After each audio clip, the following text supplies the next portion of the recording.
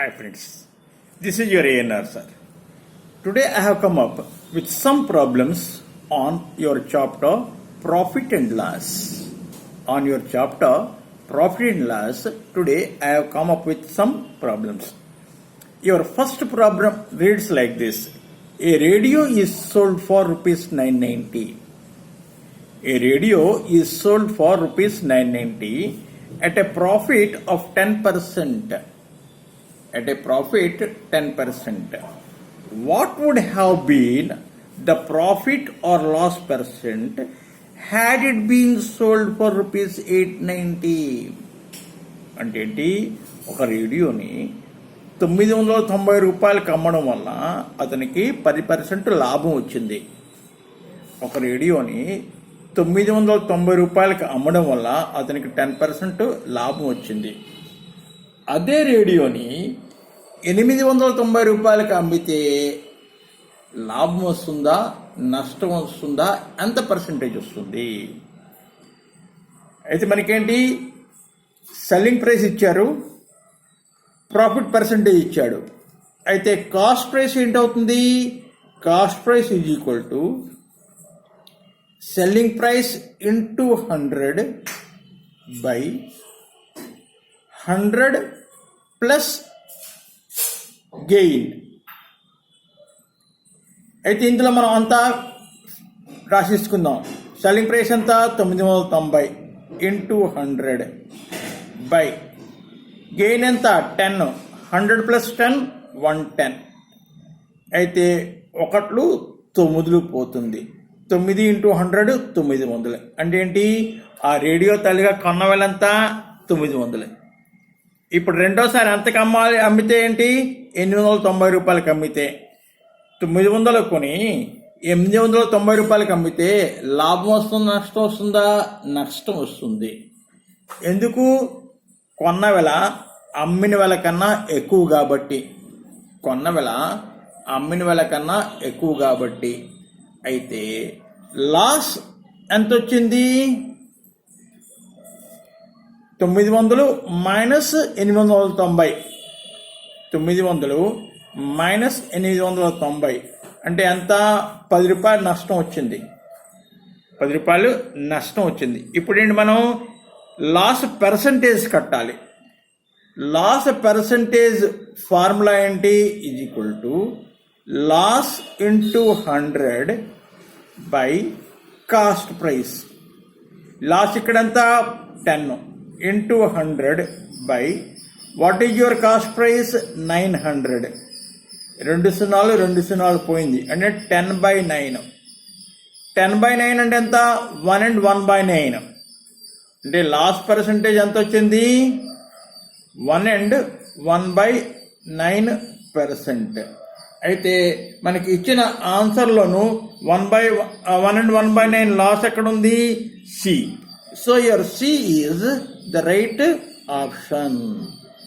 C is the right option. So now let us proceed to second question. A man sold 2 pence. A man sold 2 pence at 12 rupees each. At 12 rupees each. అంటే ఒక్కొక్క pen 12 రూపాయలకి అమ్మాడు.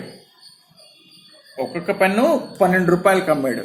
దానివల్ల ఏంటైంది, ఒక pen మీద 20% లాభం వచ్చింది, రెండో pen మీద 20% నష్టం వచ్చింది.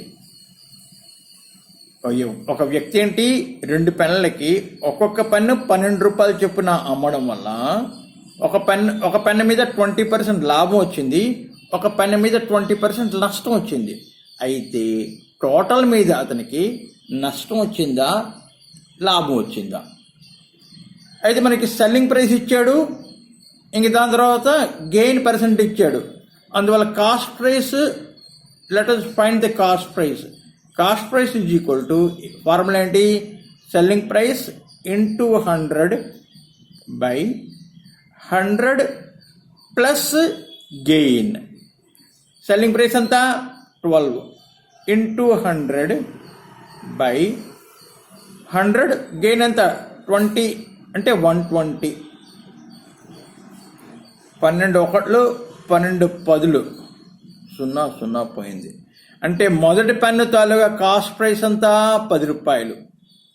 మొదటి పెన్ తాలూకా కాస్ట్ ప్రైస్ అంతా 10 రూపాయలు. ఇప్పుడు రెండో పెన్ తాలూకా కాస్ట్ ప్రైస్ కనుక్కుందాం. CP2 ఇది same formula SP into 100 by 100 minus loss. SP అంతా 12 into 100 by 100 minus 20 80. 0 పోయింది. 4 2 4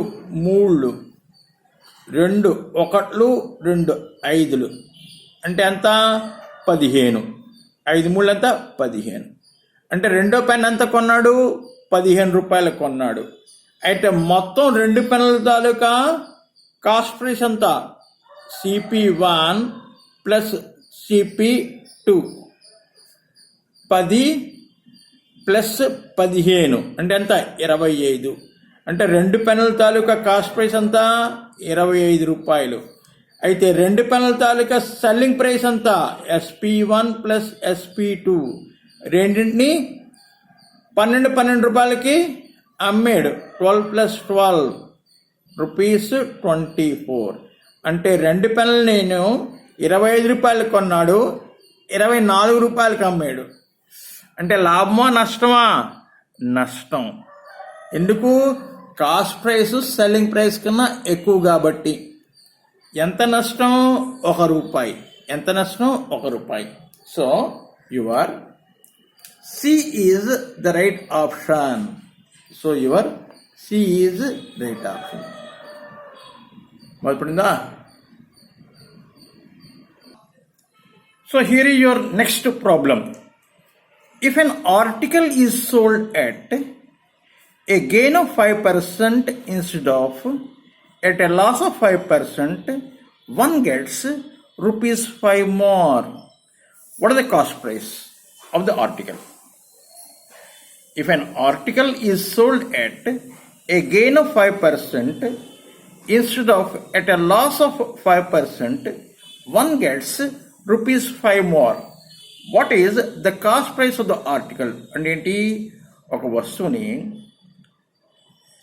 5% లాభానికి అమ్మి ఉన్నట్లయితే 5% నష్టం కన్నా 5 రూపాయలు ఎక్కువ వచ్చేవి. ఒక వస్తువుని 5% నష్టానికి అమ్మడానికి 5% లాభానికి అమ్మడానికి మధ్య తేడా ఎంత? 5 రూపాయలు. అయితే కాస్ట్ ప్రైస్ ఎంత? అయితే కాస్ట్ ప్రైస్ మనం X అనుకుందాం. Let CP of the article is equal to rupees X. అయితే మన సెల్లింగ్ ప్రైస్ ముందర 5% లాభం వస్తే సెల్లింగ్ ప్రైస్ అంత కనుక్కుందాం. సెల్లింగ్ ప్రైస్ తాలూకు ఫార్ములా ఏంటి? CP ఇంటూ 100 ప్లస్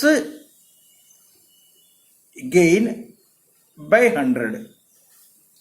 ఇక్కడ CP మనకి X. CP ఏంటి? X. గెయిన్ ఎంత? 5 అంటే 105 బై 100. ఈ రెండు 5 చేతి పోతాయి. So 21X by 20. రెండో SP అంటే నష్టం వచ్చినప్పుడు సెల్లింగ్ ప్రైస్ అంతా కనుక్కుందాం. అప్పుడు ఫార్ములా ఏంటి? CP into 100 minus loss by 100. Loss percent ఎంత? 5. CP ఎంత? X. 100 minus 5 95. X into 95 by 100. ఈ రెండు 5 చేత పోతాయి. ఎంత? 19. 19X by 20. అయితే ఏంటి మనకి ఇచ్చాడు? ఈ రెండింటి సెల్లింగ్ ప్రైస్ల తేడా 5 రూపాయలు ఇచ్చాడు. ఈ రెండింటి సెల్లింగ్ ప్రైస్ల తేడా 5 రూపాయలు ఇచ్చాడు. So 21X by 20 minus 19x by 20 is equal to 5. LCM తీసుకుంటే ఏంటంటే 21x minus 19x by 20 అవుతుంది. ఎల్సిఎం తీసుకుంటే 21x minus 19x by 20 అవుతుంది. 21x minus 19 అంతా 2x by 20. ఈ 20ని అవతల పడిపోదాం. 2x is equal to 100 or x is equal to 100 by 2 అంటే ఎంత 50. అంటే ఏంటి, ఆ వస్తువు తాలూకా కొన్నవలంతా 50 రూపీస్. అయితే మనకి ఇచ్చిన ఆప్షన్లో ఎక్కడుంది 50? డి. అయితే D is your right option. D is your right option. Okay, ఇప్పుడు let us do another sum. By selling 33 meters of cloth, Ramesh gained the cost of 11 meters cloth. లాభం ఎంత వచ్చింది? 11 మీటర్స్ క్లాత్ యొక్క cost price లాభం వచ్చింది 33 మీటర్లు cloth అమ్మడం వల్ల. అయితే గెయిన్ పర్సంటేజ్ ఎంత? గెయిన్ పర్సంటేజ్ ఎంత? సో లెట్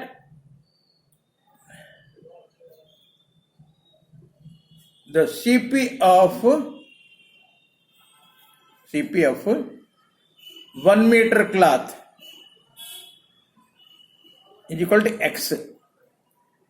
అయితే 33 మీటర్లు cloth CP of 33 metre cloth ఎంత అవుతుంది? 33x అవుతుంది. CP ఎంత? 33x. గెయిన్ ఎంత? 11 మీటర్స్ CP అంటే 11x. గెయిన్ ఎంత? 11x. అయితే లాభం ఎంత? గెయిన్ ఫార్ములా ఏంటి? CP into 100